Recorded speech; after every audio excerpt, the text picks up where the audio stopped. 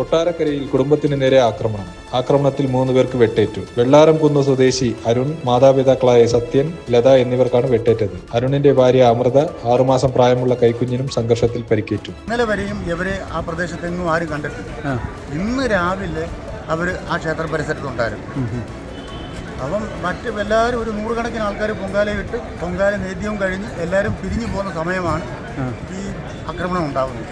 ക്ഷേത്രത്തിന് ഒരു 150 metre 200 metre കഷ്ടിച്ച് ഉള്ള ഭാഗത്താണ് നടക്കുന്നത്.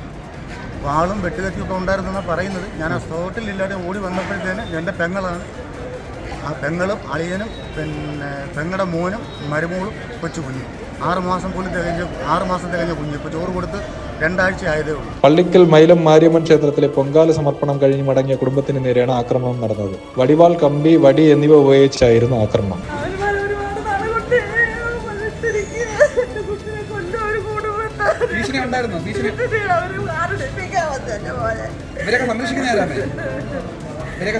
ഈ അക്രമികളെ സംരക്ഷിക്കുന്ന ആരാണ്?